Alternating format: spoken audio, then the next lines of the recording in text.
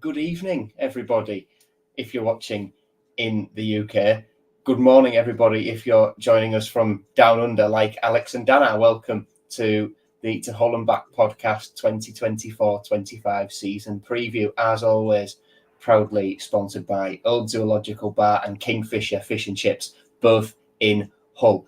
I'm on hosting duties because Nathaniel said if he would be hosting, he'd fall asleep.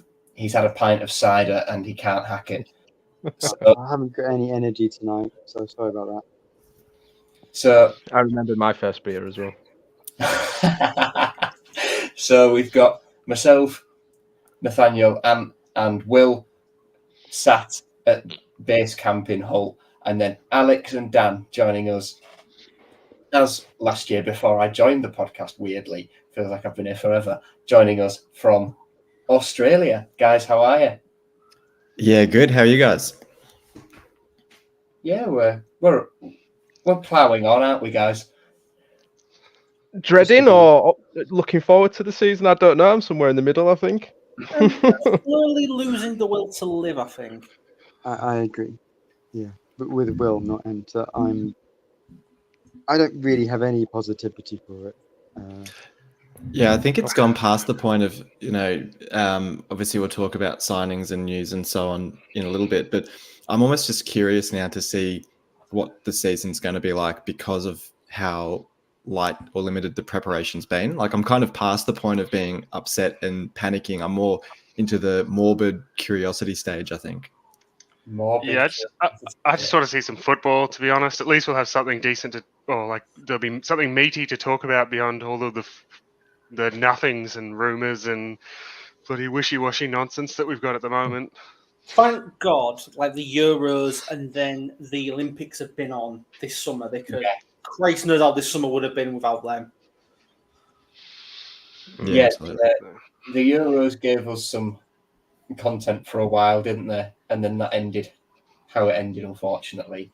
And now we're into the Hull City depression stage of the summer. So I think the plan is just to have a bit of general chatter and then we'll dive into some little predictions that we've prepared. Unless you will, then Willie's going on the fly and for vibes, which... That's the correct way to do a prediction. Nearly 11 o'clock on a Friday night seems quite apt. So I suppose we'll start with just optimism, pessimism, or somewhere in between that Ant was discussing earlier. How are we all feeling? It's one of those, isn't it? Because people keep pointing out that we've made the same amount of signings this time as what we had last year, but last year we had a competitive team anyway, whereas this season I don't think we do. So I think the worry is that if we went into the first few games of the season with the squad as it currently is, that's a worry for me. Imagine if Oscar gets injured or if Alfie Jones gets injured, you're playing Andy Smith there. Like, we're so thin in so many areas of the pitch, and it just seems like we're so unorganized and underprepared for this season that it's a worry. Because I mean, we've said this before, haven't we, lads? Where what they were telling us last season is like, don't worry, like the money's fine and everything. But realistically, when you look at it, do we think that the money situation was fine? It looks like we had to sell to buy, and now we can't evidently compete with teams in the same league for players that we've been coming for because people keep snubbing us from right under our noses. And if we're struggling to lure players in with a few weeks left of the transfer window, that means that clubs know you're starting to get desperate and inflate those transfer prices, and you have to pay more for them, which is a position that we don't obviously want to be in. So it's a little bit worrying. The only saving grace, I think, is that there's a few weeks left of the window, so we've got plenty of time to get them in. It's just with our track record of getting signings over the line, we probably needed an extra couple of weeks to announce them. So yeah, a big thing that Adrian has discussed all summer is the Premier League loan market. And he said that the key date we all need to be looking out for is the 20th of August, because by that point, all the Premier League clubs will know which young players they want to keep in and around their squads, which young players can be let out on loan. the loan market worked well for us late in the window last year and in January. We got some cracking deals: Carvalho, Giles, Morton, Delap early in the window as well. But Will, do you worry that the ownership and the owner, especially Adrian, are putting a lot of their eggs in the loan basket again, and thus we're not going to have a core of a squad this time next year and be in the exact same position? Yeah, and I was gonna say that when you're talking about the loan market, my frustration is that the way I see the loan market is there's almost two types of players you should be loaning in. It's either players that you think are, potentially undervalued or inexperienced players that you could then bring in and potentially sign on a permanent deal in the next summer if they work out well, or I see them as players that are, I suppose, outside the budget that you can't sign on a permanent, like a Carvalho, who you can get for a 6-month period, who you otherwise wouldn't have any chance of having play for the club. But it feels like, and Delap and Morton were brilliant for us last season, but in signing players like that, which are sort of neither category but also both, where they're inexperienced players, but once they get that experience, their valuation is just completely out of your ballpark. If you're doing that each season with most of the loan spots, you're just back to square one each summer, and it's a gamble that you can find a similar quality of loan the following summer. So I'd rather us be more focusing on bringing in a Carvalho type of loan at the end of the window once we go, right, this is our squad, this is our core, these are all our permanent players. Where are the flaws or where are the gaps, or where, maybe on deadline day a player becomes available you wouldn't have expected, that you go, look, yep, let's bring them in on loan, and that's that, sprinkle of fairy dust on top to cap off a potentially promotion challenging squad, rather than saying we need a Morton in midfield to play 46 games for the season on loan, who then is suddenly gone and we have to replace. Yeah, loans are awkward. One that was mentioned earlier in the window, and I was talking to various people about it, namely Mike White and James Hogarth the other day. One that was mentioned earlier in the window was James McConnell, and we were all in agreement that that one is likely to crop back up because Adrian has talked about the 20th, and we are light in central midfield, and that brings us on to our second new signing, third actual altogether signing of the window. Marvin Malem was confirmed the other day. He was at the Fiorentina game and looked as someone who had a good, I could look straight at him all game. He looked absolutely thrilled to be here. Not. He was sat, slumped. For audio listeners, I'll just describe what I'm going to do now. Slumped in his chair, foot up, resting on the other, either on his phone or with his head down. Didn't really look interested at all. Probably looking for another club to sign him. That's how the window's gone. But he's not a striker, Will. He's not a striker. He's versatile, but he's not a striker. He can play as a 6, an 8, a 10, left or right. Other than that, what do we know about him? Well, I think it's probably a good signing. From one tweet I saw, it said that he was one of the few Darmstadt players and they had a terrible season and got relegated from the Bundesliga. It was only one of the few that was actually Bundesliga quality, but he'll be one of those players that we're all happy to sign now. But before, we were rumoured to be signing and no one had heard of him. Yeah. So we don't really know. But surely you'd like to think that someone who was in the Bundesliga last season can at least be good enough quality for the Championship. It just depends on how we integrate. But clearly Volta has worked with him before, a few years ago when he was I think a young player, an academy player.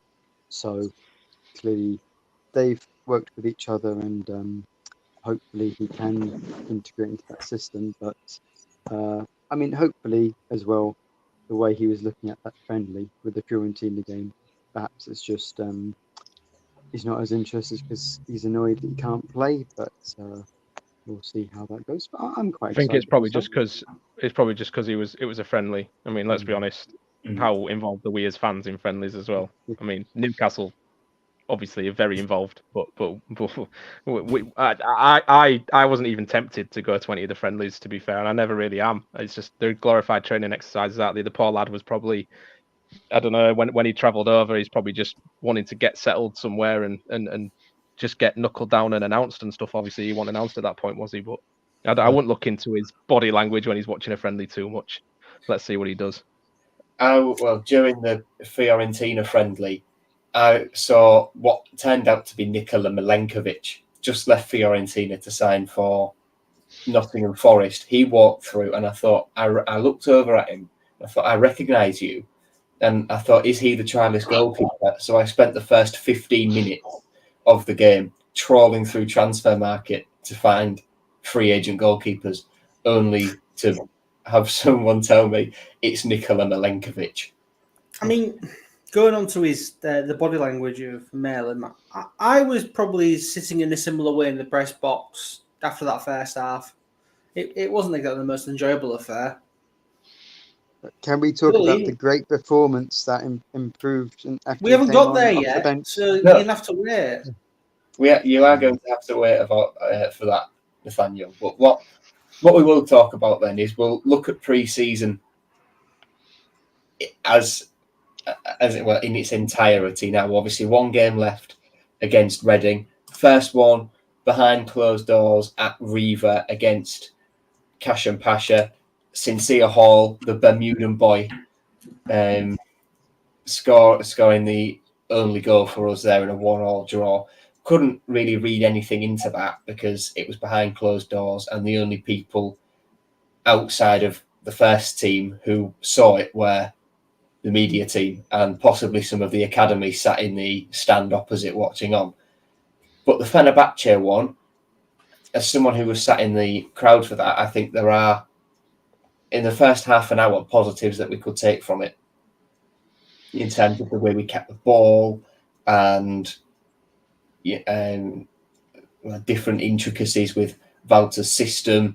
In terms of, we got our first glimpse of the centre-backs pushing really high, Louis Coyle from the right drifting right the way over to the left, the rotations to get the ball out, the high press of Simons and Slater, the tucking in of the wingers at that point where Abdush and who was on the left, Ryan Giles. And to a similar extent, you could take positives from the Newcastle game, couldn't you, Anne?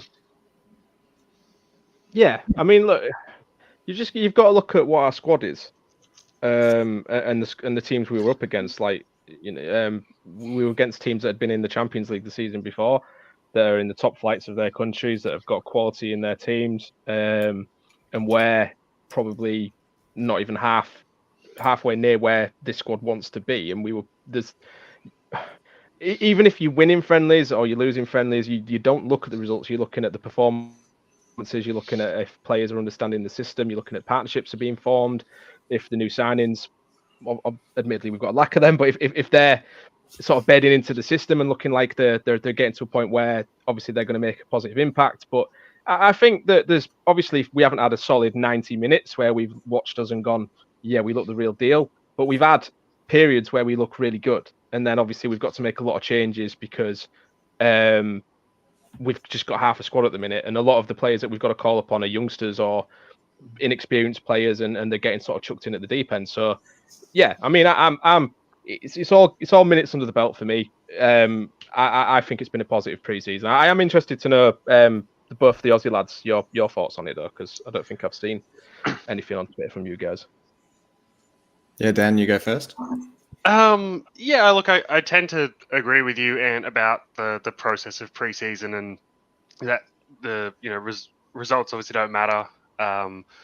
That it is really about just trying to build momentum essentially for that first game of the season, and build a squad, try and get a squad that understands their roles. But I think just without sort of rehashing, the biggest concern over the preseason is the lack of signings. I think the lack of depth, and I guess for like this, this playing style that has been described as as an attacking style, probably a lack of goals as well. like I understand it's where it's 4 games or whatever that they've played in this under Walter, but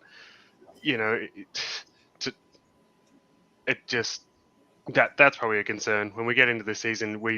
It seems like we're going to make ourselves very open at times, and I feel like we're definitely going to concede goals, especially early on in this first section of the season. This first 10 games, I feel like we're going to have copped a lot of silly goals, but maybe particularly if we don't sort out another goalkeeper, because it seems to be very, I'll say, inexperienced. It's a point, isn't it? Yeah. I've seen some of the highlights and the replays of the goals, and I'm like, what? He's not even like throwing an arm out. He's not doing anything. It's just like they go past him, and then he's, it's like it's all happened too quick for him. It goes in, and then he's sort of turning to go, oh, it's in the back of the net, which is fairly, upsetting and frustrating. So I think I'm just worried at this stage, and I guess it's down to no strikers being signed. Like where are the goals going to come from? As nice as it is to see, like Longman back on the score sheet, is he going to go and score us 10 or 15 goals? Careful. I know. I look. I'm taking him off the screen so he can't talk about where. I think for me, the issue. Sorry, Dan, you go. No, you're right. You carry on. I was just going to say. I think for me, the issue is that, particularly underlining the fact that we've had not many signings, is your point earlier, Ant, that yes, last year we'd only had the 2 or 3 signings at this point as well, but last season we had Traore, Doherty, Tufan, obviously. Connolly might have joined. Like we had the bones of a squad, and it meant that whilst implementing that style from Rosenia last season, the players were actually getting up to speed and fitness for that style. This season with Volta, the majority or a lot of the players who have been playing have been under 23s who might not even get much of a look in during the season, where I kind of think, well, what's the point of getting there?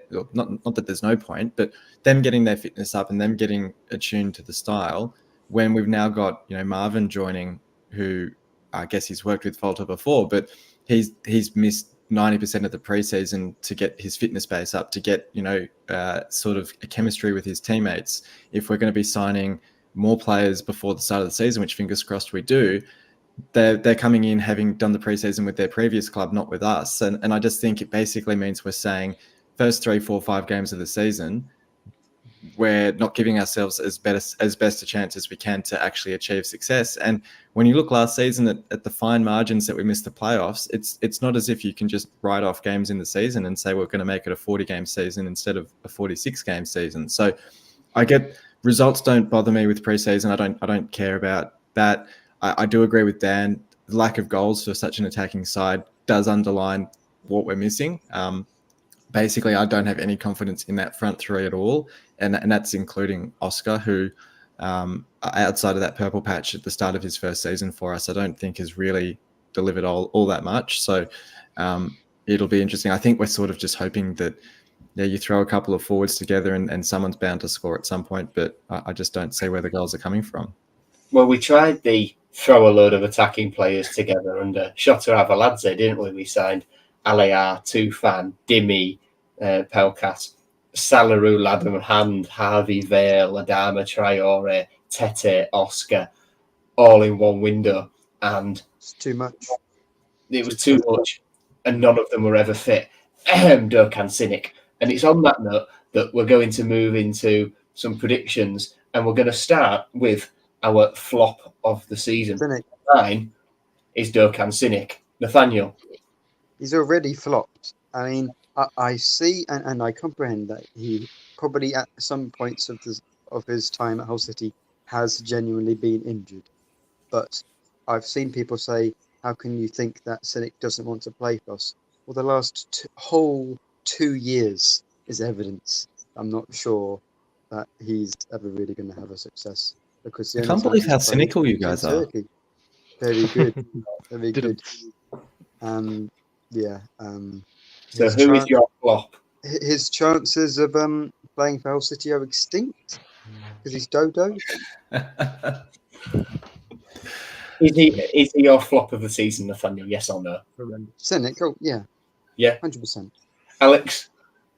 Look, I'm going to go somebody else because I do, as Nathaniel said, I think Cynic has already flopped. I'm going for a very controversial player. I'm going for someone that had a very high reputation coming into this season, who I think's reputation will be damaged this season based on the style of play and what we've seen in pre-season. I'm going for Jean-Michel Seri. I thought I was going to be alone in that one. Flop of the season in the sense that from everything that I've seen and heard in pre-season, I'm not sure he's up to playing the high-intensity style of football that Volta needs. I think his place in the team will become redundant. I think if we don't move him on in this window, it'll be the January window. And that's not at all to question the quality of the player or the quality of his contribution previously. I just don't think he's going to prove to be up to it for this season. Yeah, sometimes systems just don't work for players, and it just sounds like this might not be Seri's style, unfortunately, because I love him. I don't want him to go. Here or in Saudi, though, Alex? That's the question. Yeah, that's right. Yeah. So we've established Will agrees. Dan? Yeah, I was going to. Well, He's gonna what? at least let me give a reason then. Andy's frozen. Let me give some reasoning at least Oh, for why I think. Same as Alex. Okay, Dan? Look, I've already made reference to this player. I am really, really concerned about our goalkeeper situation, and so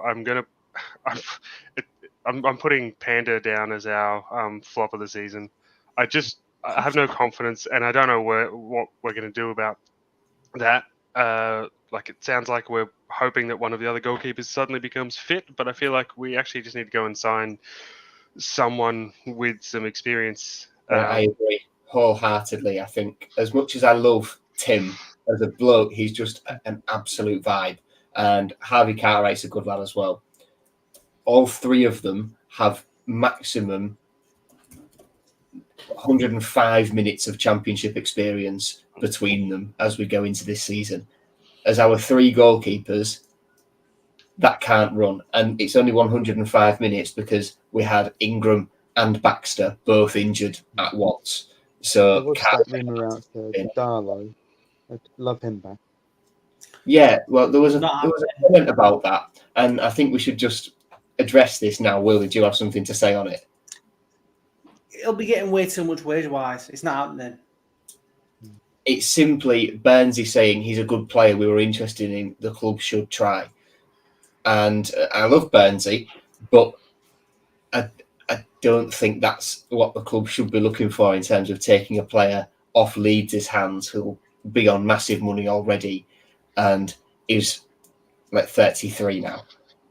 So we need someone with championship experience, but not nearing the end of their career championship experience kind of thing. No, see, I disagree there because goalkeepers' primes are like in their 30s. They like reach the prime in their early 30s. That's where they're usually at the best. Panda's problem is that because I've actually put Panda down as my flop. I thought I was going to be alone in that as well, so good catch, Dan. But you see, off. The problem is, I think the problem that Panda's got this season is because of what happened with Allsop last season, it has put immense pressure on Panda to come straight into the side and perform this season.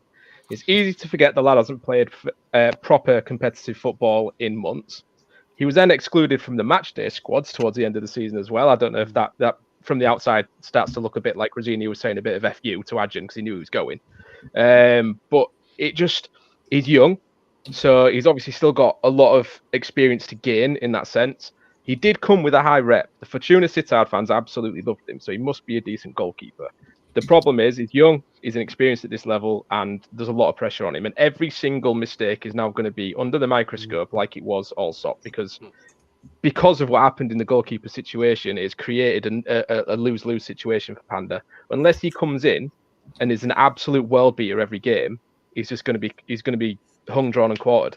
And I think that's what's happening. He's overthinking his performances at the minute in the friendlies because he understands that the fans are probably just going to jump on him instantly. And I think it's quite tough for him. So for us to maybe bring in another goalkeeper, like someone like Darlow, I mean, you can loan deals are all right. It doesn't matter about his wages on loans because you can sometimes just pay a percentage of them. I think if we said to Leeds, "Oh, we'll pay 40% of his wages," they'd probably let him come here. But it's to just have someone to take him out of the limelight, because as good as promising as Lothar Tyler, Cartwright, Foster are, like you said, they are young and inexperienced again. So you're just replacing young and inexperienced with young and inexperienced. So we need a goalkeeper that we can be more reliable. I think is probably the word. But yeah, I think he'll struggle. I don't even think it's the Allsop situation per se that's created the pressure. Because if that had stayed behind closed doors, I think that had happened. I don't think it was Adrian saying it all in the Q&A that's created all the pressure, really.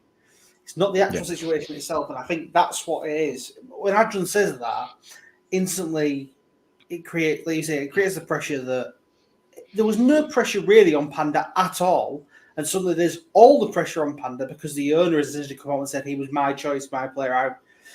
In a roundabout way, essentially saying he should be playing. He's the best keeper at the club. Ergo, he's one of the reasons we sacked our manager. And it's pressure that he doesn't deserve on him. And like you say, if he makes even the slightest error, he's going to get abuse for something that's out of his control. I will say as well, but it was a reasonable transfer fee for us as a championship club to be paying for a young player. Was it 1.5 million or 1 million or something like that? For Panda, yeah. So you think? I think Sittard owed Adrian a favour or something money wise. Was the rumour. So I think that sort of plays into it. But absolutely, what Will said was what I was going to say. Is I think ultimately the expectations and pressure have come from Adrian himself by bigging Panda up as much as he has, and unfortunately, for me, I didn't dislike or have as many issues with Allsop as some did. So I would have thought, in a perfect world, you'd have Allsop and Panda, and you'd have Panda as your number one to start the season, give him the fresh chance, and if he couldn't perform, you could potentially still play Allsop. There'd still be space for him. But I totally take that other people just didn't rate his saving ability or that sort of thing. But like you said, Ant, I think just getting a lone keeper in, I think, is probably the way to go. Whether that's Darlow, whether that's a Premier League, goalkeeper who's access to requirements. I think I saw Baz made a very, very offhand comment about Everson at Leicester, and I sometimes find it interesting with Baz whether he's just pulling an example out of thin air or whether he's pulling a name out that we've perhaps been in talks with. But someone like that, like an excess keeper at a Premier League club, might be the way to go. I'd take Dan Everson, definitely. Some shouts for flop of the season in live chat are Cody Drama, interesting, agreeing with Seri, and, of course, Nathaniel Winkley combined lineups. Yeah, that's the winner. No, that doesn't even have to be said, that's just known. They're always amazing. And everyone is always like, "Oh, you've done a good one this week." That's a surprise. I mean, that adds up over time, I think. But I mean, Drama is an interesting one because I think maybe every time we sign another right back, you think, "Oh, well, that's Kyle. He's gone." So maybe Kyle will again prove himself to be a reliable player, which is going to be a tough season with a few players as we do have. Maybe actually it'll just be Kyle doing better than Drama.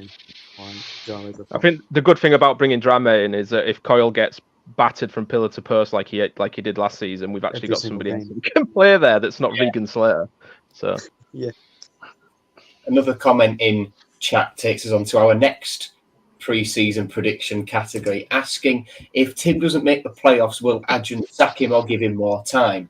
Thank you for that, Scott. We have predicted whether Tim Walter will last the full season. Simple yes or no answer. Let's start with Dan. What have we got? Oh. I flipped back and forward a couple of times and I'm still doing it now. Let me see. Give me a second. No. Okay. And I think interestingly as well, the way to expand on it would be, do you think he would quit or do you think he'd be sacked?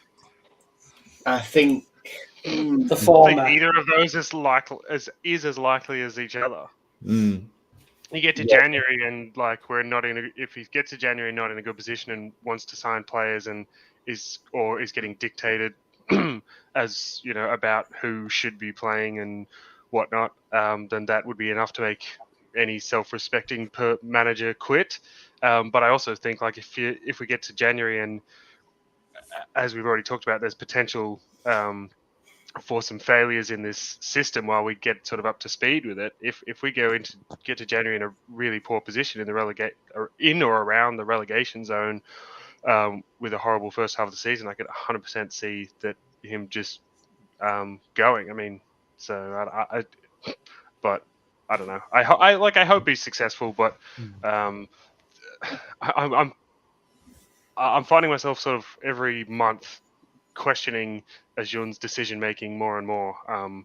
Not that I'm not grateful for everything that he has done for the club. He's done a lot of amazing things, but sometimes the involvement in the football side of it gets a little bit questionable. See, everybody, you can have nuance in the debate. It's almost. No, you can't. It's almost. Go back to you want Ehab back? I can. Oh, you took the words straight out of my mouth. That's exactly what I said. Ehab sometimes likes my posts on Facebook. I keep going between them as well. I think the problem is that, I mean, you're trying to add logic into such a crazy summer where there just hasn't been any. But for me, that Adjan has made such a rod for his own back in getting rid of Rosinia and putting everything into getting Tim Walter in and saying about this style of play and how much he wants it, and this ideally is the excitement factor that he wants to bring for the fans to watch. Can I just say quickly, just sorry to interrupt you, but in terms of style of play, I've watched pretty much every minute of pre-season. This tomorrow, the Reading game, and the Cash and Pasha game are the only two games I won't have seen. And apart from the second half against Fiorentina, it was very similar to Rosinia, I thought. Yeah, but is that because they're still weaning out of the instinctual decisions that Rosinia would get them to make? Obviously, they had 18 months of play a safer pass, go backwards if you can, don't take a risk. I'd like to think it's that. Obviously, he's only had this pre-season with them so far. It does take a while, as we've seen, sometimes months for players to get into the full groove and understanding of the system. And I'd like to think that players are still a bit reluctant to be taking that risk and asking more questions offensively because they're so used to being, no, just keep the ball, focus on keeping the ball. Don't play that passing behind because you might lose the ball. I think that's what it's that teething issue stage between. But for me, that because of this style of play that Adjan obviously wants, and we have seen in periods of this preseason, he has to see the season out with him, despite where we finish, because he made that decision last season. I think Volta's more likely to quit than he is to be sacked on the basis of the club aren't doing, obviously providing him with the players that he needs. It's not Volta's fault we're not signing these players. It's whoever's in charge of doing that, whether or not the loss of Dambra to Stoke. Yeah, the loss of Dambra might be a bigger miss than we all expected him to be. Was he, maybe the bit of glue that kept it all together? But realistically, we've seen the last couple of years that how we do signings under Adjan is long. We take absolutely ages to announce players, which suggests that our sort of negotiation tactics are drawn out and complex compared to other teams. I mean, how long were we trying to sign Thomas Asante, and then Coventry just came in and within 24 hours and took him?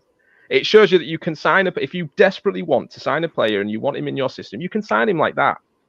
Coventry did it. The guy was about to sign for us, and then George Boateng got on the phone and said, "What are you doing, mate? Come here." And he went, "All right, then." It's sorted. We just seem to make such a meal. Probably trail that, by the way, from Boateng. Yeah. I mean, even Coventry's announcement video, they had the call from Boateng coming up on the phone. Other teams are taking the mick out of us, our transfer activity. So we just need to sort it out in terms of we need to hire somebody, obviously, to be in charge of that side of things, because we are really at risk of starting this season with a really, really poor squad. And I think if Volta has this squad till January, we're going to be in the bottom six. And then what do we do in January? So A point Do you- I and others Sorry. made on Twitter. Sorry, Dan, you go.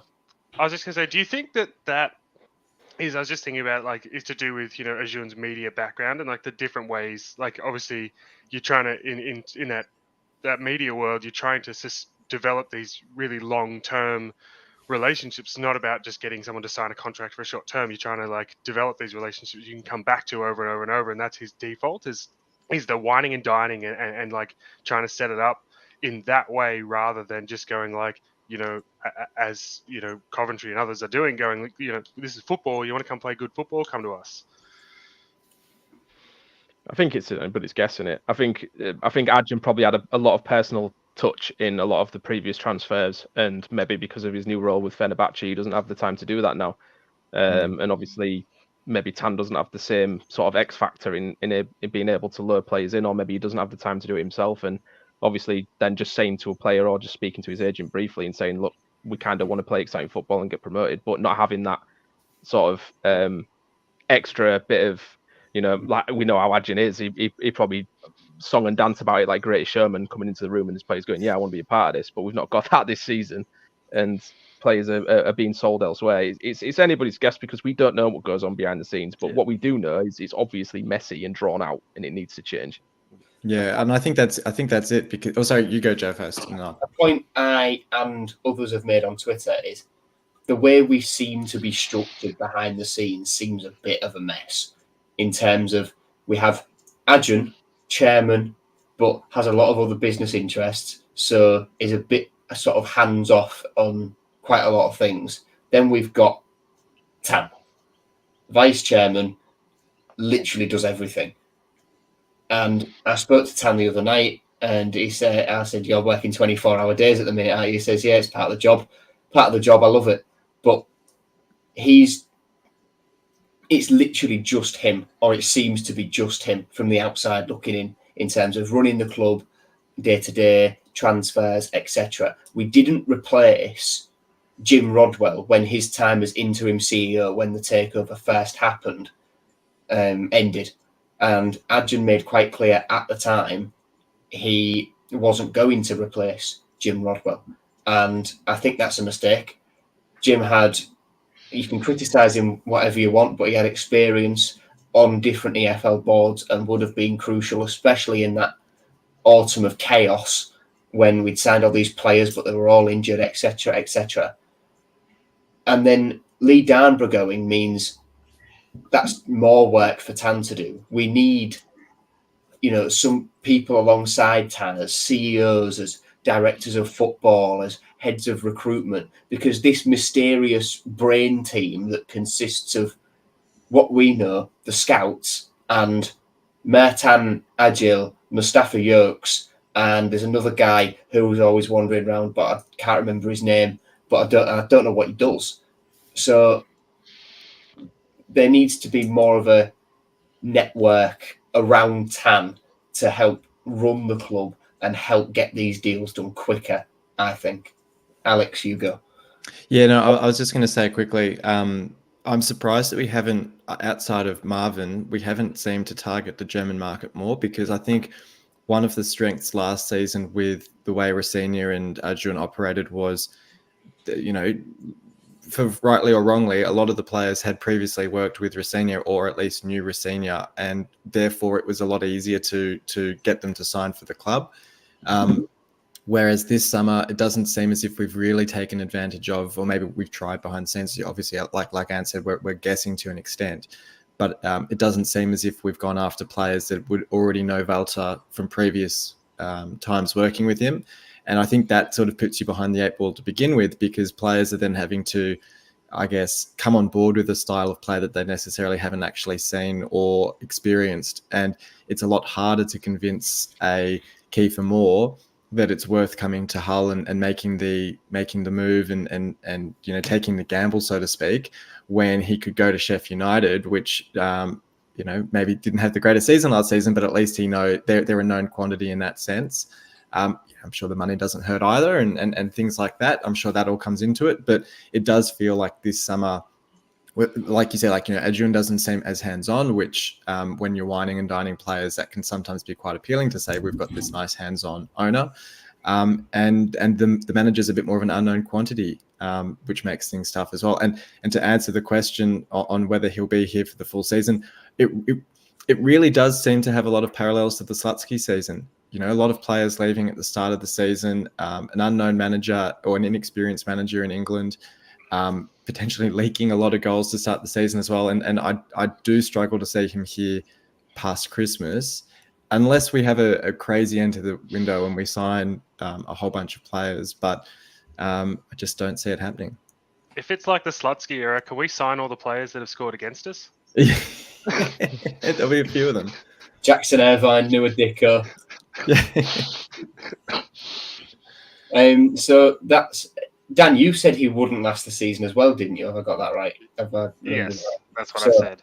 So to get back on track, both of the Aussies, for the want of a better phrase, have said that Tim Walter will not last the season.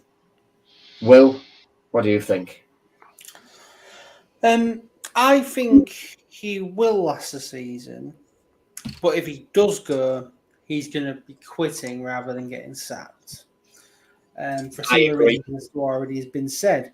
I think Adjun can risk sacking someone for the results based on the fact that, firstly, he says he's fine with us losing a game that's a goal-filled game rather than winning it, like 1-0. And secondly, he sacked Rossini because of his style of football and brought someone in who he feels is the antithesis of that style of football and someone who's going to bring in a more positive style. If he then sacks him because of what's happening, then it just makes him look a massive idiot. And I don't think he's willing to do that. I think it would require Walter leaving rather than being pushed. But yeah. I think he'll stay for the full season regardless. No matter where we finish, he might go the day after the season finishes, like Liam. Yeah, I agree. Nathaniel? Well, to be fair, if even during this podcast we heard that Walter had resigned, I wouldn't actually blame him, because at the moment, even though we've made about the same amount of signings that we had done the previous year, we've lost about 19 players and we've only gained 2, because Giles we actually had last year as well. I mean, the starting 11 is not dreadful, but it's going to be very difficult. I think you probably can get through August with just about 11 players, as we did in that Premier League season one time. It's only after then, if we don't get players in during that busy period where there's a lot more games and Saturday, Tuesday, so it'll be very difficult. Logically, I don't see him staying. I think the more I think about it, the more reasons I see to be concerned about this season. We're just sort of waiting on who we sign, if anyone. If I had to bet on it, I'd say that he would go. But Adjun is going to be under a huge amount of pressure and face a lot of criticism if it doesn't work out, because I feel like pretty much everyone feels like we had progress under Rossini and we've, thrown all of that out the window, and we've started again from scratch, and that will take a long time. Yeah. So what I'm doing here is I'm just putting everything on a list so that it's easier for us at the end of the season when we look back at this. And did you say yes or no? I said he'll last the season, but is more likely to quit. But I don't think it'll happen. Same as Will. Yeah. Okay. All good. So we've got a 50-50 split there for yes and no's. You're going to struggle finding a new coach going into the what Tiger Tube says there in terms of Walter has been, in terms of implementing his style of play, he has been massively hindered by the fact that all of the business is going to be so late.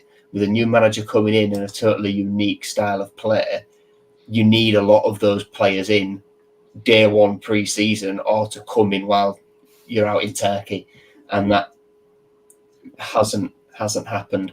On Walter, Stephen Franklin says he will walk because at the moment the lack of players coming in feels like he's been lied to, and that we will struggle with this team to stay up if signings don't come? I don't think he'd walk immediately, because I feel like this situation should have been explained to him when he was taking the job. I feel like they would have said we're probably going to have a bit of a tough summer, but leave it with us and we'll sort it by like January or something. I don't think he'd walk immediately. I think by the end of the season.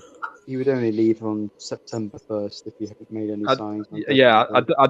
I don't believe that for one second when Adjan decided to hire him, he said like, "Oh, I'm going to back you massively in summer and we're going to go for it." I think he'll have been well aware of the job he was taking. That's what I'm choosing to believe. I feel like that's a logical thing, but who knows?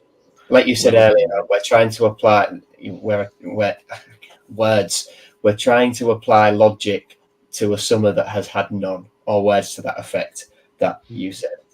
We've just spoken about the lack of players that have come in, and with 3 signings made at this stage, we technically only 2 of them new.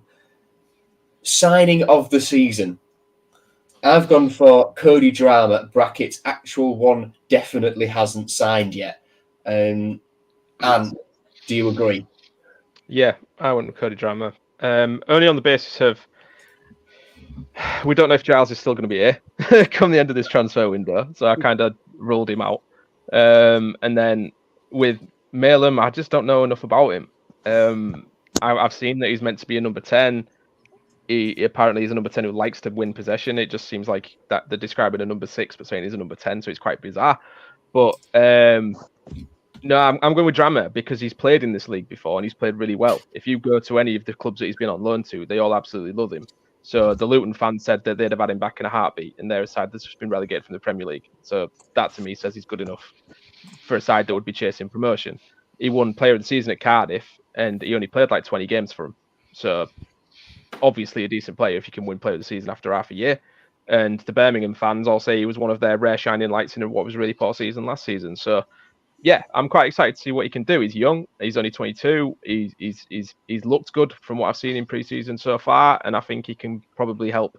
I mean, him and Giles realistically are probably a bit of a dream fullback pairing if they're both here, because they're both very similar in what they do going up the line and trying to support in the offensive side of things as well. So yeah, I'm just going to go Drama on that logic. Will, is it Giles? Is it Drama? Or is it Malem? Well, I might as well, since I'm the one who watches German football on the podcast, go for Marvin Malem because he's not a lot of people don't know what he's like. I can only just vaguely remember bits and bobs about him, but I think he'll because he knows Walter and he knows the style that Walter's a basic idea of the style that Walter's going to play. I think I'm not saying it'll take him like no time at all to implement himself into the squad, but I think he'll find it a little easier than maybe some signings would, and I think he'll have a positive season because I think he's essentially going to be the replacement, I'd say, for Tufan in the midfield. Really, he's going to be that one the Tufan left the club, work rate wise was fantastic. And he's going to have that similar sort of work rate. He can pop up with assists and goals as well. I think he's going to have a really solid season personally. Maybe he'll be. And because the other 2 choices are Giles and Drama, it was kind of a default. That's nothing against those 2, but Drama's always been a solid fullback at this level. And Giles, if he's playing a more attacking style, can be good, but based on what I've seen of pre-season, he's not really done a lot yet. So pre-season, though, I think it does need to be. I know pre-season. No, as in not just because pre-season doesn't mean anything, but Giles has been playing left wing as well. It's pointless him playing left wing because he's definitely not going to be playing left wing when the season starts. So play him at left back where he actually needs to play to. He might actually be playing. If we do keep him, though, he might actually be playing left wing because we don't. If he's playing left wing, I mean, we're screwed. The only choices we've got at the minute is Longman. The major weakness of the squad, from what I've seen so far, is on the left hand side. Yeah, so it's weird. we need more on that left side. the left-hand side, we're playing with 2 left-backs, and that's where all of the problems are, weirdly. We had 4 left-backs at the last friendly, and Fairlong's gone out on loan, so he's definitely not going to be in the running for Young Player of the Season, which we'll get onto later. Alex, Malum, Drama, or Giles?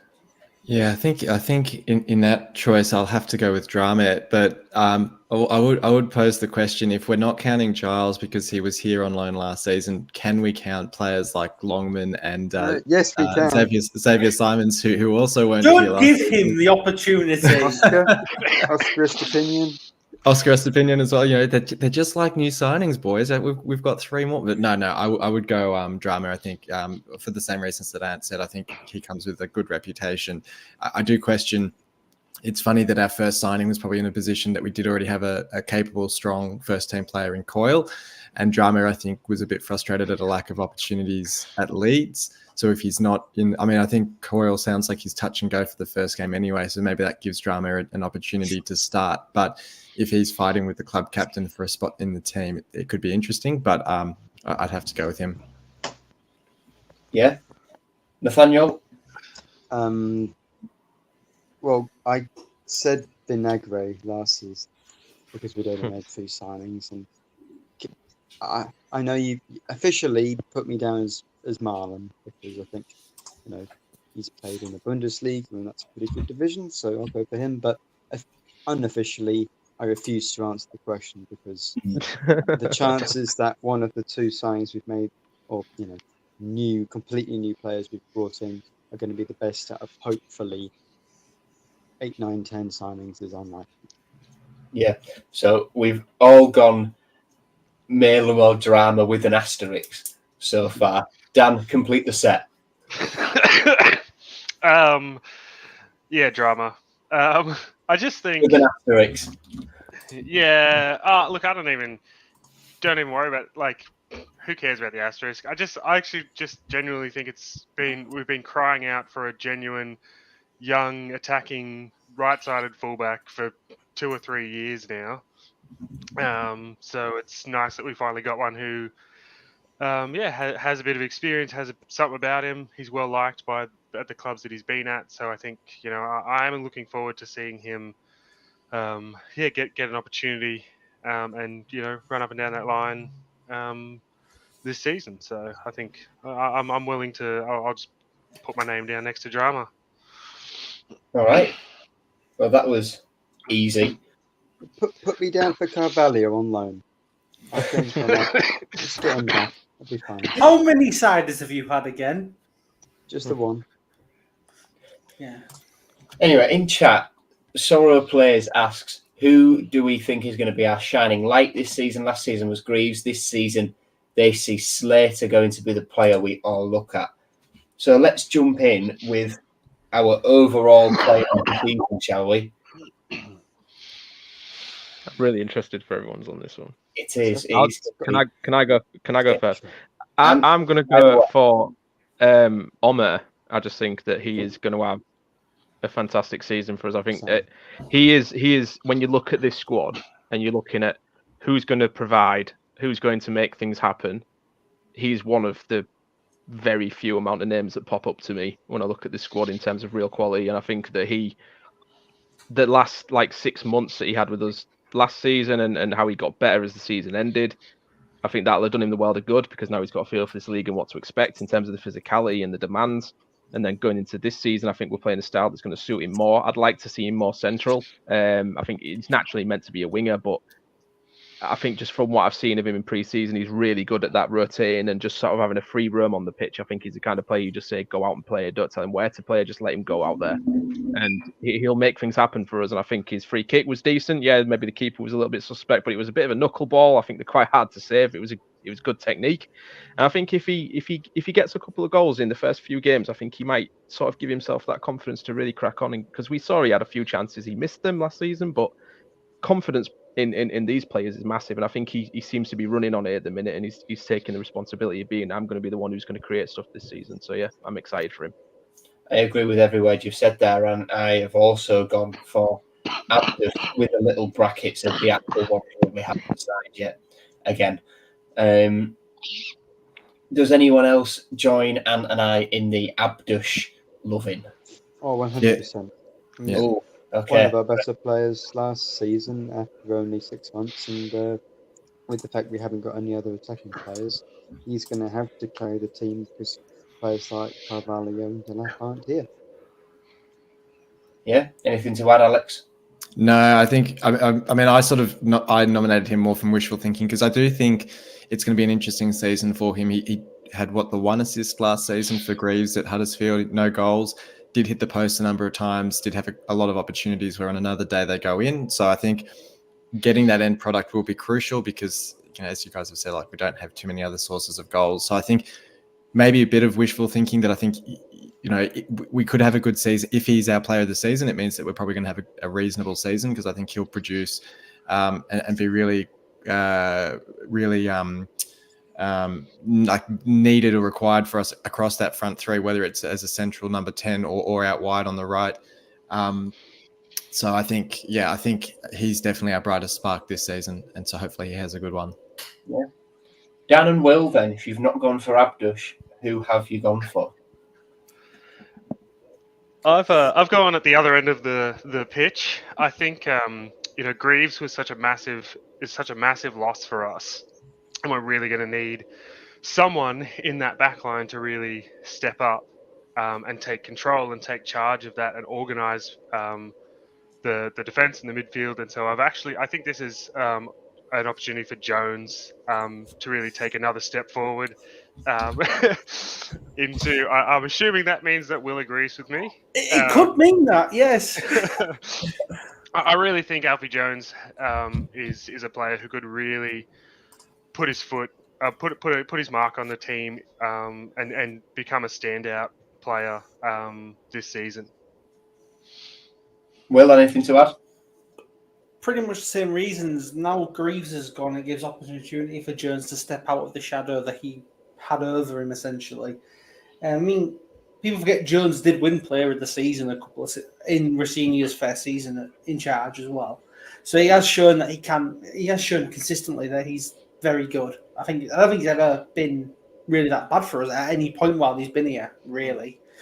And I think it's an opportunity for him to start afresh, being essentially the main man in defence going forward. Hopefully, I've got nothing against McLaughlin, but hopefully we do get another centre back in who's a little better overall that can go next to him. But I do think I think it'll be not a bad season, but a more middling season. And usually when that happens, the attacking players don't stand out. It's usually the defensive players that stand out a bit more. And I think for that reason, I think Jones will have a good season despite the possible goals that we might leak every game. Yeah. Okay. What have we got left? Let's go young player of the season next. Will. Who? I'm going to say Stan Ashby. Okay. Stan Ashby's going to break into the side and make an impression. Maybe not a massive impression, but I think he's going to be someone who's going to live up to his name to an extent, I think. Love that. I'm a big fan of that pick. Stan's a good lad. Left-footed centre-half, Republic of Ireland underage international. Him and Jones, that could be the one. Only 17 years old at the minute. He'll be 18 by the time the season ends. Alex, do you agree? Yeah, I think. Oh, look, I'd love to see him break through, and it starts to make you feel pretty old when sons of players that you've watched go around are playing. That's certainly the case. But I've gone with the scorer of half of our preseason goals in Sincere Hall. I mean, look, he may end up getting a loan move and getting the opportunity for more game time elsewhere. So this prediction might age poorly, but I'd love to see him given the opportunity in the first team. I think he's shown some capability. And look, if we're going to draw parallels to the Slutsky season, it would be very similar to Jared Bowen breaking through and getting that opportunity or that responsibility as being one of the leading lights in the forward line. I don't actually know what his minutes have been like in the last couple of friendlies. I sort of lost track of off the bench. Yeah, okay. Yeah, I'd love to see. After the second half. Yeah, I mean, because he's a full international, isn't he? I think I saw he's under 20 for Bermuda. Okay. But I think he will probably end up being a full international for him. Yeah, I think he definitely will be. Yeah, which I think I saw someone talking about the potential of having a full international who without any senior minutes for the team would be quite an unusual sort of situation. But look, hopefully he has a good season. Yeah, I like Cini a lot as the resident self-proclaimed academy expert. Cin's a good player, and I said towards the back end of last season I didn't think he was quite there yet, but coming in against Kashan Pasha and Fenerbahce, he's shut me up, to be fair to him, so fair play. Nathaniel, who have you gone for? I mean, Longman's pretty young, isn't he? No, to be fair, I am going to jump ahead, and this is the answer for both of the next ones if we're going to do most improved player. Bit Which we are. weird because he's fair enough. I mean, I can have a nap for 5 minutes. I don't mind the shout that Seri's going to be a flop, and so the other thing that we've seen in preseason is that Xavi Simons has been pretty good. So I'd happily go for him. And to be honest, I think he was pretty good the first season we had him, and I think it was probably just a bad loan move, or not the right club for him to go to Fleetwood. So I don't think the fact he didn't play much means he's a bad player. I think it was not the best place for him to go, so I'll go Simons. Yeah, I agree. I've put Xavi. I think he'll play a much bigger role this season because he's a bit more of the profile of. If you look at Okay Yakushlu, who we were targeting, he's a bit more of the profile of. He's sort of a bit more. He's a bit bigger. He's a bit taller. Big lad, isn't he, Simons? Yeah, he's a bit more physical than Seri is, and he'll play that deeper role.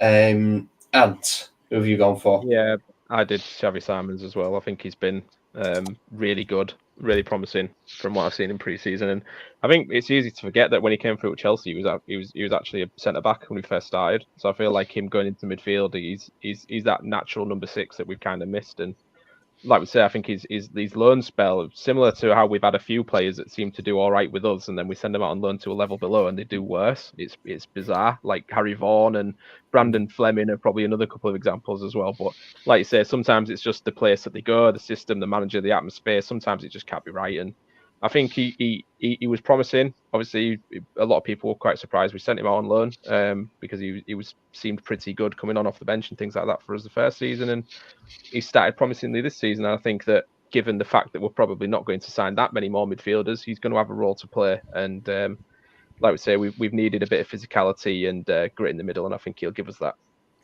Yeah, Dan.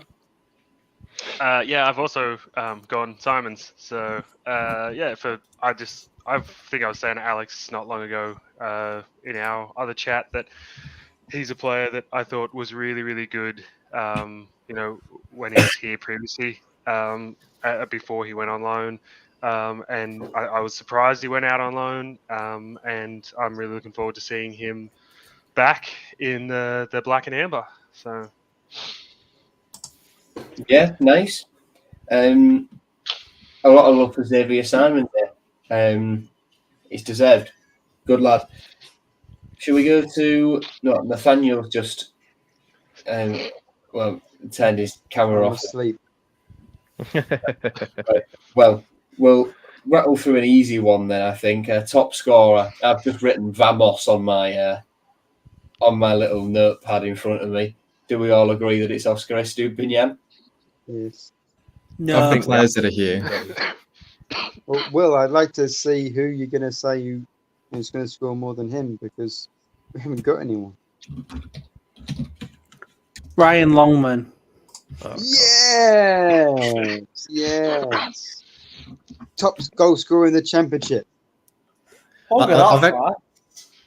I've gone for Ömer, but for similar sort of wishful thinking that hopefully he has a cracking season. But that's the main reason I've picked Longman. Is because I want him to. Yeah. Valid.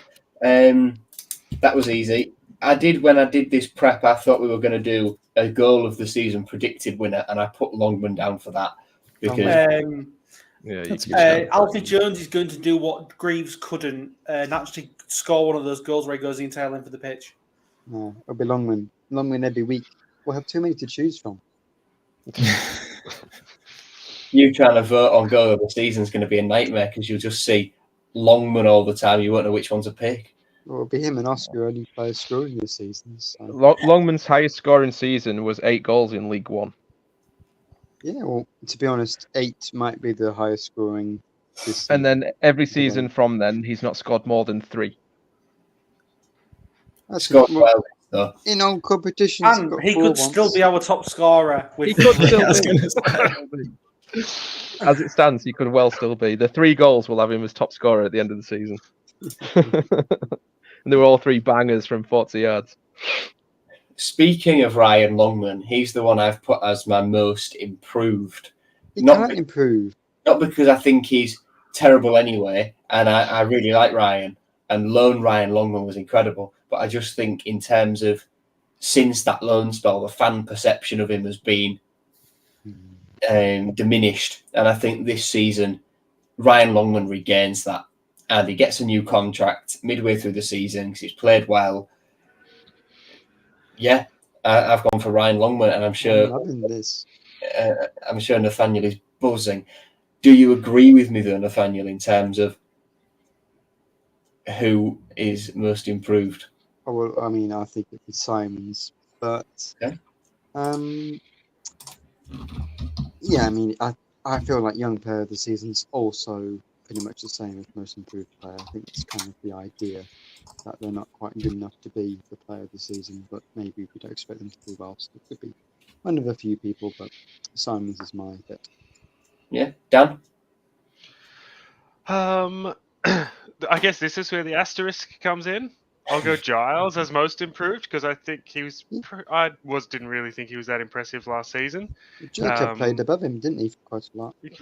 So, I think he's one who might actually, if he gets in a rhythm and gets going, then could actually show, like sort of the levels that he's shown previously. So I'm hoping that he can be most improved. Asterisk. Yeah, with the asterisk. If he stays.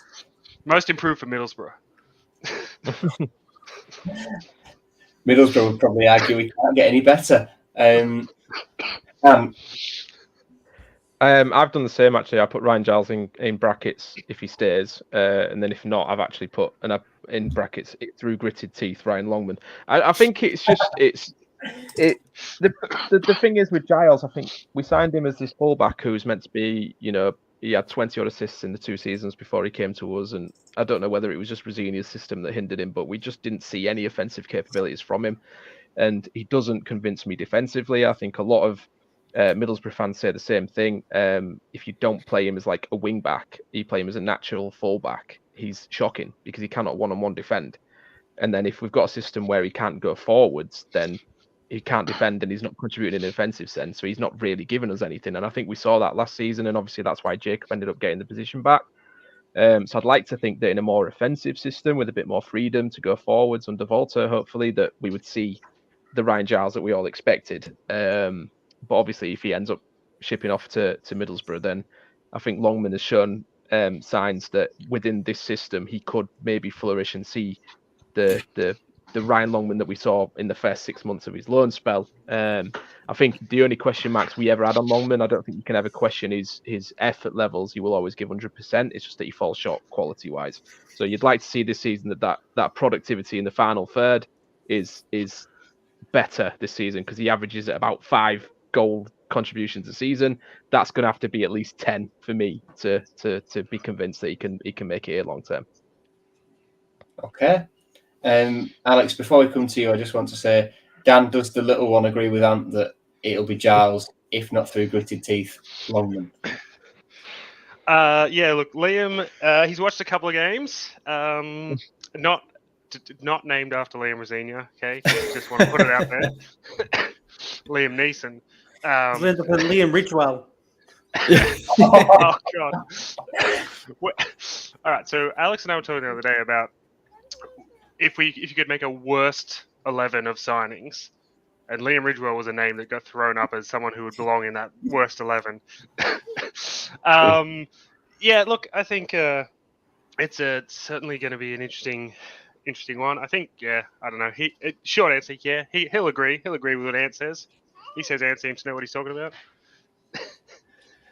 Nice, Alex. One of the few that do. I've got an interesting one. I've gone Sean McLaughlin, which I think could be an interesting one. Again, probably with the asterisk if he's still here, purely because of what I've seen and heard over pre-season, that he seems to be adapting quite well to Volta's style. And I think, he did have his moments last season where he showed his flaws and the I guess, missing elements in his game. Like, I mean, Dan and I actually watched a game together against Swansea where I think he got taken off at halftime because we were 2-0 down because his pace kind of exposed us a few times against the Swansea attack. But it's easy to forget that he did actually have quite a capable season for us. I think it was the year before, where his range of passing and I think we saw even early last season, I think it was Stoke, where he was able to launch a few balls over the top and really set some attacks up quite well. That he is someone that could quite suit Volta's style of play. So if he does stay, I could see him being one that surprises a few and gets more game time than people might expect. Willie looked poised to say something whilst Alex was talking. Who have you gone for?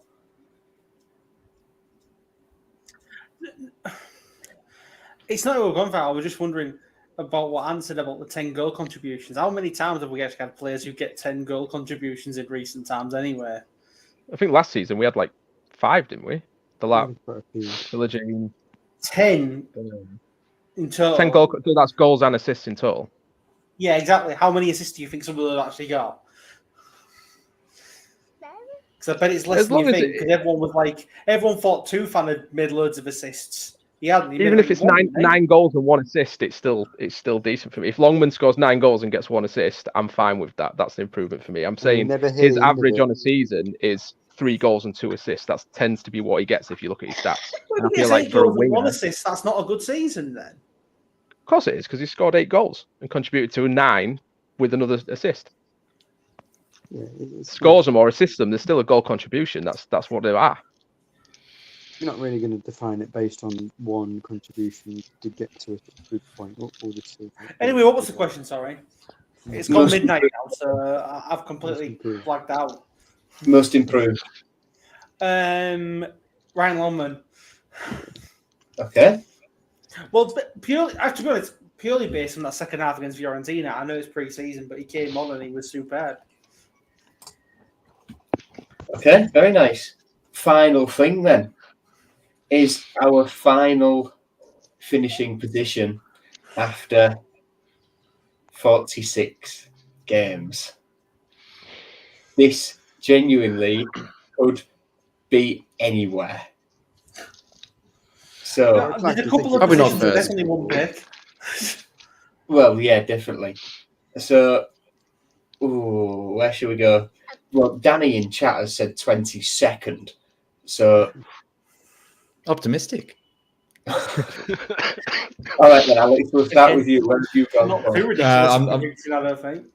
Yeah, I'm not that bad. I've said 13th. I think it'll be somewhere around mid-table in the end. I think we might start quite slowly and then be a bit of panic. But I can't see us finishing the window without making drastic additions. I think Adrian loves a good deadline day, so that even if we did get to deadline day without making a single additional signing from here, we would still find a way to make 7 or 8 more signings on deadline day. So I think one way or another we'll get players in of various qualities perhaps, but I think once they do settle by, call it October, November, you'd hopefully start to see a bit of an improvement up the table. Look, maybe we could challenge for the playoffs if everything kind of comes together, but I think that's a big if. So I'll say 13th.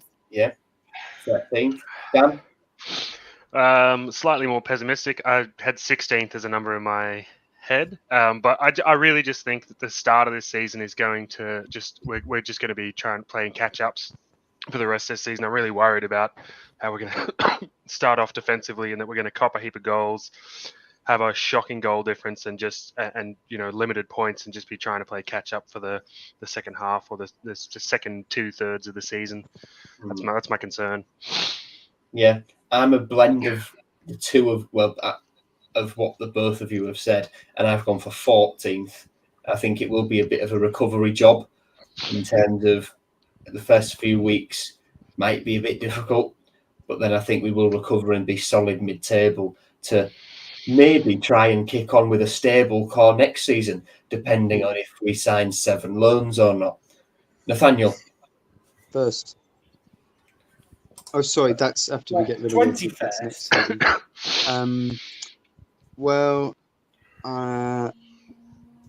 Last season I finished predicted 11th, and I was thinking maybe going into this episode 13th. I can't decide, so 12th. I think it could be a slow start. We'll probably improve after maybe some time in January. And I just hope that that's enough to keep Bolter in the job, and as you said, hopefully sign more permanent players and loan players, because you can't keep taking that risk every single season. Loan signings can be really good, but we lost about 6 or 7 loan players, and they're all our best players as well, really. And even Philogene was almost on loan because he's gone back to Villa, so could be difficult. But the biggest loss of all of those loan players, of course, being Bora Eidenlech. Will, how can we cope? Where have you put us? Quite similar to what everyone else said. I think we'll struggle, but we'll end up surviving and finishing in a relatively comfortable position. I think about 13th, 14th as well. I'll go with 14th just to be safe because it's the lower of the two. But yeah, I think it's going to be a season of, as it looks at the moment, a season of consolidation and building for next season if we're going to try and give Walter some time to build his style and build a team and then send them forward.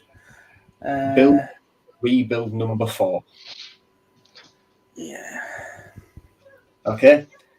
Finally, Ant. I put 12th.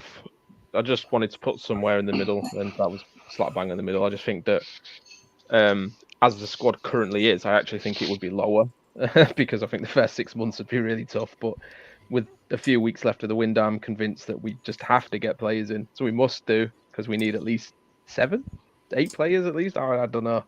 But no, I just think we'll be mid-table. I think we'll start slow and then have to try and recover it. And even if we did get new signings in, I don't think they're going to have enough time to fully bed into the system and gel together to really sustain like a playoff push. So we'll probably just be like playoff outsiders all season and then finish short. So yeah, mid-table 12th. But so on that point, just as a sort of follow-on question from that, genuinely, as things stand with the squad as it is, and this might be a very pessimistic note to end on, how many squads in the championship are definitively worse than us, do we think? I'd say Oxford. Millwall, maybe? Leeds. Leeds. Well, I Sheffield think United. the squads, there aren't many squads that are worse than us. The starting 11s, there are probably quite a few. Probably, that's fair. maybe the 3 that went up from League One, I'd maybe say. And maybe Plymouth, because not necessarily Plymouth because of their squad, but Plymouth because of their manager. Yeah. Yes. Wayne Rooney, dear God, poor them. I just think it's an interesting one sometimes because you just sort of naturally assume that there'll be these worse teams, and you actually rattle through the teams, and you go, "Oh." I think Oxford are. I'm saying it now; they'll probably finish fucking 4th. But I think they're guaranteed to finish bottom. I think if you change the perspective on it, I think if you look, we've probably got a bit more quality-wise in the starting 11, but I think we've probably got the worst depth in the division.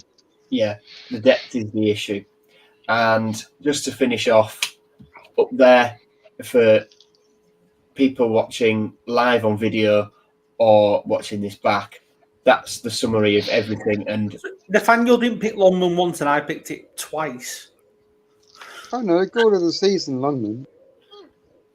And I think that's where you resign from the podcast in disgrace, Will. We've shifted into some alternate reality. Well, there we have it. There's the summary for everyone watching. And Will, that makes it easy for you in 9 months' time when you sit back and try and look at what everyone predicted in You mean when I put my smug face on because I've been correct? When you look back at the To Hull and Back ex Hull City Australia episode in 9 months' time to get the predictions for our season review, there it all is, nice and handy in a little guide for you. Before we go then, anything else? Because it's 10 past midnight now and I'm very tired. Craig Shakespeare. Yes. Pass away. I think he was an important part, obviously, of the pace and even it was a short era. It was an era that was desperately needed for City, following on from that relegation. Stabilising era, wasn't it? On the and on the verge of administration and all that. Obviously, with the Allens coming in and saving the club, which feels weird in hindsight. But yeah, he was an important part of that, and obviously. He was a decent coach for everyone. Everywhere you read about like what he was like at other clubs, it seems like he was a really nice bloke, and it seemed like he was really nice. He was a really good coach, and it's a shame. Yeah. Echo every word Will said, and sympathies from all of us here go to the family and friends and people who knew him and what have you, because not just the achievements, not just here, but he was won the Premier League. He then took that job on as an interim when Claudio Ranieri left and saved them at our expense. And he managed Leicester in the Champions League. Went on to be assistant to Dean Smith as well at Aston Villa. Was at Everton for a little while as assistant as well. So he had a phenomenal career. And yeah, what Will said, I can't think of anything better to say just because it's 10 past midnight here. Yeah. So on the contrary, for Alex and Dan, how's it been doing this early? Yeah, I was going to say much appreciated, guys. It is always difficult to find a time that works out in both time zones. Up bright and early on a Saturday morning. Had my coffee already, so I'm all good. I've got football later on today, so ready to go. But yeah, no sleeping on the weekend for me. That's fine. I'm all right. I'm up at this time anyway, usually. So I'm so tired. Normal. Typical I'm an insomniac, but this is the one day I'm feeling tired. And just think, boys, midnight there. That's when City will be kicking off. Sort of 8 days from now against Bristol City. No, it's a 9:30 game because it's a 12:30 kickoff in the UK. But yeah, midnight kickoffs for us are quite a normal thing. So just imagine that you're settling into watch City now. It's a tough one. Okay, well, I don't function past like 10:15 on a night, so God knows how I've done this. Nathaniel, you can go to bed now. Yeah, it's okay. Clearly, he's already in bed. Well, yeah. This is. Are you guys launching your OnlyFans shortly, or? What do you mean launching? That was Nathaniel's had one for a year and a half. Yeah, just re-advertising. Yeah. That's right. Anyway, before it descends into total sleep deprivation from our side, I think we're going to call it there. Alex and Dan, thank you so much. It's been great, and we'll see you in a year's time. Absolutely. And then for us four, when Tom's back from holiday, we'll be back reviewing Bristol City, I'd imagine. So thank you for watching, listening. Leave a review if that's something that you can do. I think you can on Spotify and Apple Podcasts. So if you can be bothered to do that, be our guest. Like, subscribe, follow, do all that good stuff. Follow us all on Twitter. It's not usually utter carnage that it's been for last week. Yeah, I'm off to bed. The Tigers, and goodbye.